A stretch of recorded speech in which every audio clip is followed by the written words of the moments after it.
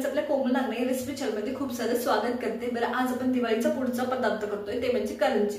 काहींना खूप आवडते, काहींना फारशी आवडत नाही।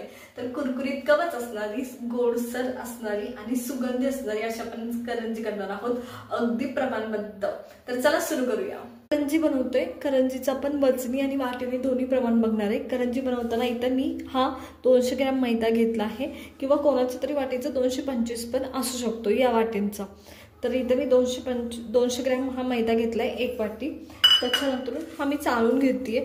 जर तुम्हाला चाळायची गरज नसेल वाटेल तर नाही चाळला तरी चालतो। मी मैदा ऍड केल्यानंतर अगदी 2 चमचे रवा ऍड करते। नुसत्या रव्याचे सुद्धा करंज्या केल्या जातात, मी हे पण सांगते तुम्हाला, अप्रतिम होतात, खुसखुशीत होतात। तर इथं मी हा 2 चमचे रवा ऍड केला। अगदी चिमूटभर इथं मी मीठ ऍड करते। हे सगळं व्यवस्थित इथं असंच मिक्स करून घेते। पीठ मिक्स करून घेतले, त्याच्यात आपण 4 चमचे मोहन टाकतोय। तर मी तुम्हाला सांगते, मोहन खूप कडकडीत आहे, जर तुम्ही ह्याच्यात पीठ टाकलं तर ते फुलतोय। एवढं मी गरम घेतलंय। तर टोटल 4 चमचे टाकायचे, म्हणजे 30 मिली 30 ग्रॅम वगैरे होतं ते। 4 चमचे किंवा 3 चमचे गरजेनुसार तुम्हाला ऍड करत जायचं, एकदम नाही केलं तरी चालेल। तर आणि एकदा ऍड केल्यानंतर हाताने बिलकुल मिक्स करायचं नाही, चमचा घ्यायचा आणि चमच्याने असं मिक्स करायचं। मिक्स केलं की मग असा हात लावायचा आणि व्यवस्थित चोळून घ्यायचं सगळ्या साईडने। आता हे मोहन व्यवस्थित बसले आणि मी तुम्हाला दाखवते, या पद्धतीने बसलं पाहिजे। तर चला, आता माझ्याकडे इथं कोमट पाणी आहे, कोमट पाणी टाकून आपण हे मळून घेणार आहे। थोडं थोडं पाणी ऍड करायचं, एकदम नाही करायचं, आणि गोळा बनवून घ्यायचा ह्याला आपल्याला। आता याच्यात आपण रवा टाकलाय 2 चमचे, त्याच्यामुळे याला मुरायला टाइम द्यावा लागणार आहे। त्याच्यामुळे थोडंसं पातळ तुम्ही तिंबलं तरी चालतं, ते परत थिक होऊन येतं थोडंसं, खूप जास्त नाही।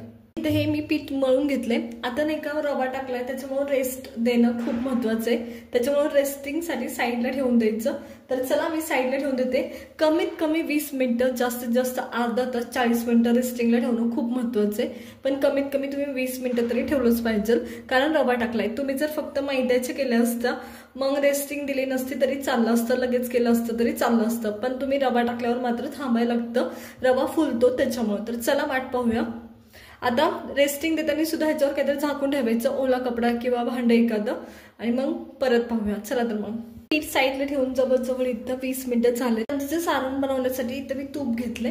तूप घेतल्यानंतर इथे माझ्याकडे 100 ग्रॅम रवा आहे, तुम्ही कमी जास्त करू शकता तुम्हाला पाहिजे तर। तूप व्यवस्थित गरम होऊ द्यायचं आणि हा रवा तुपात भाजून घ्यायचा आपल्याला। तर मी इथं भाजते। रवा बारीक घेतला हे लक्षात घ्या, मोठं घेतलं नाही, अगदी बारीक गॅसवर मी हे भाजून घेतेय।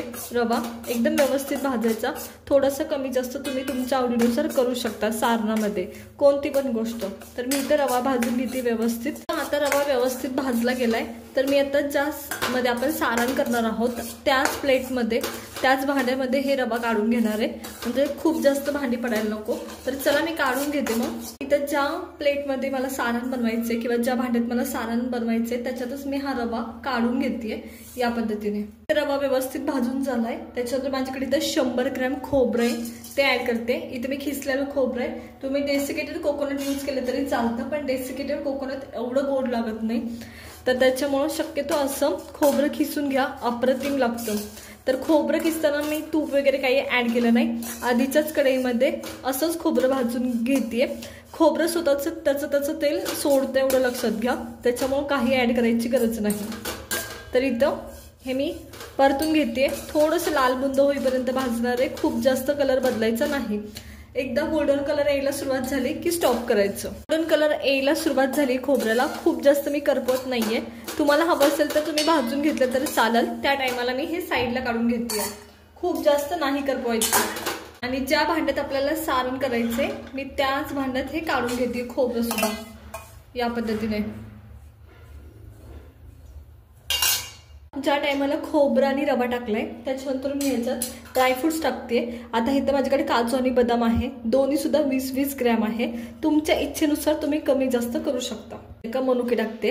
आता मी ड्रायफ्रुट्स ना तळून नाही घेतलेले किंवा परतून सुद्धा नाही घेतले, नॉर्मली आपण ते करंजी तळूनच काढतो, त्याच्यासोबत त्याला सुद्धा वाफ लागत असते, हे लक्षात घ्या। त्याच्यामुळे काही गरजेचं नाही की ड्रायफ्रुट्स तुम्ही परतून किंवा तळून घेतले पाहिजे। जर तुम्हाला आवडत असेल तर घेतले तरी चालतील, काही हरकत नाही। मी साखर ऍड करते। साखर ही तुमच्या चवीनुसार ऍड करायची असते खरं तर, पण मी इथं 70 ते 80 ग्रॅम ऍड करते। तुम्हाला हवी असेल, जास्त हवी असेल तर तुम्ही केली तरी चालते, पण शक्यतो ती तुमच्या चवीनुसार असावी, तुम्हाला कितपत गोड खायचे त्यानुसार असावी। मी इथं टोटल 80 ग्रॅम साखर यूज केली आहे आणि त्याच्यात फार अप्रतिम असं हे माझं सारण तयार झालेलं आहे। आता राहिली वेलची पूड।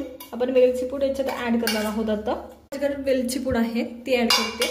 आता वेलची पूड सुद्धा खरं तर करायची काही गरज नाही, सारण असंच अप्रतिम लागत होतं। तर मी हे सगळं आता मिक्स करून घेतलंय आणि आपलं सारण हे तयार आहे। तर चला आता करंजी बनवायला सुरुवात करूया। करंजी लाटण्यासाठी हा मी उंडा घेतलाय। आता आपण करंजी लाटून घेणार आहोत व्यवस्थित एकदम। तर चला, तर जेव्हा तुम्ही करंजी लाटता ना तेव्हा ती अंडाकृती लाटायची। जेव्हा तुम्ही शेप हा एखाद्या शेप करण्याच्या साधनाने देणार असता तेव्हा ती शक्यतो अंडाकृती लाटायची, आणि जेव्हा तुम्ही शेप म्हणजे देणार नसाल, हाताने देणार असाल तर ते गोल लाटायचे असते।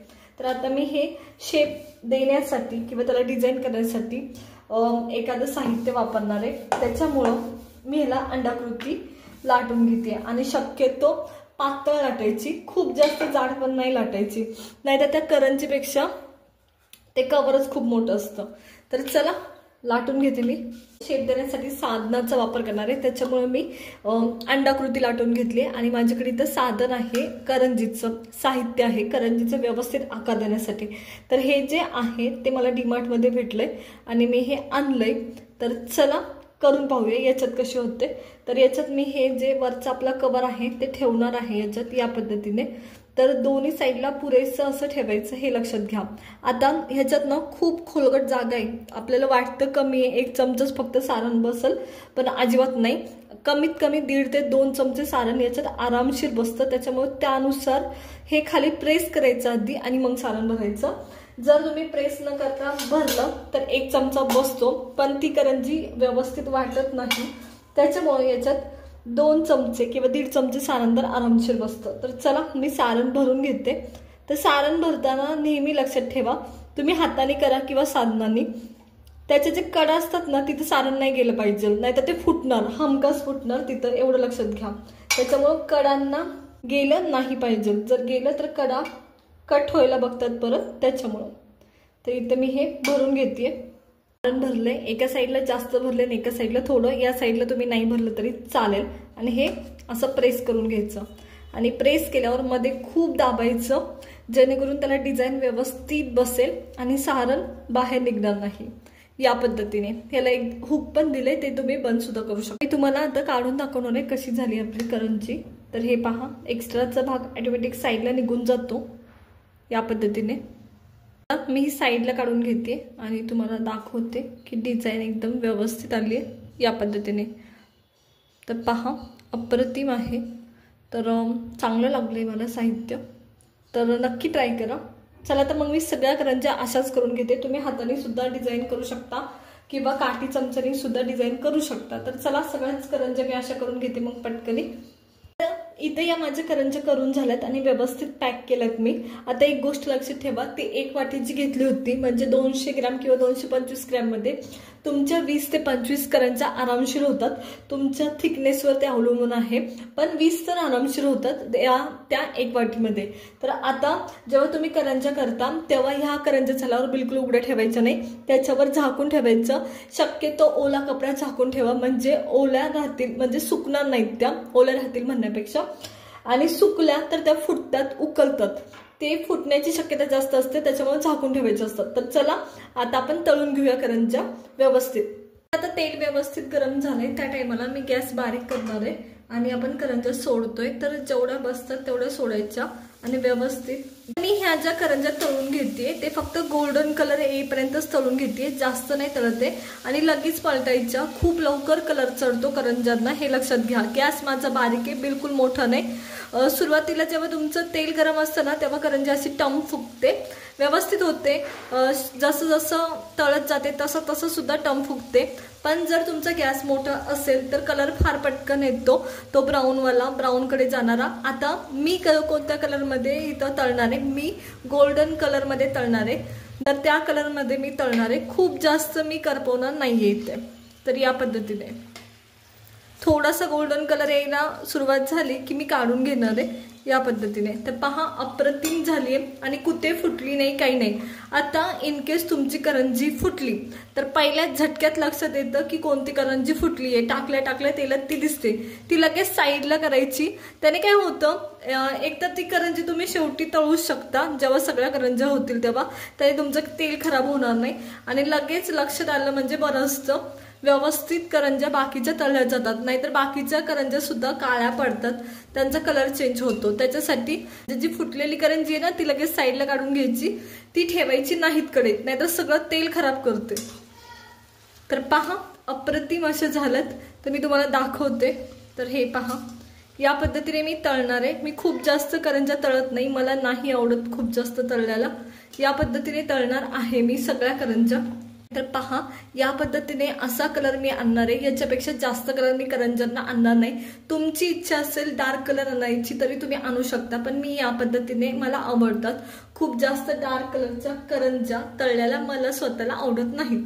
जर तुम्हाला वाटलं की नाही आणखी तळायचे तर तुम्ही आणखी सुद्धा तळू शकता. मग मी सगळ्या करंज्या अशाच तळून घेते गोल्डन कलरमध्ये. ह्या इथं घरच्या घरी दिवाळी स्पेशल आपली करंजी तयार झाली आहे. कुरकुरीत कवच, गोडसर सारण आणि अप्रतिम सुगंध. तर या दिवाळीलाही नक्की करा. आणि जर तुम्हाला आपली रेसिपी आवडली असेल तर लाईक करा, शेअर करा आणि सबस्क्राईब करा. मी तुम्हाला एक फोडून सुद्धा दाखवणार आहे. इथं माझ्या हातात करंजी आहे आणि मी तुम्हाला फोडून दाखवते कशी झाली आहे. तर पहा अगदी पातळ कवच आहे, खूप जाड केलं नाही आणि खूप कुरकुरीत होते. तर मी तुम्हाला, तर पहा आवाज पहा, खूप कुरकुरीत होते. तर या पद्धतीने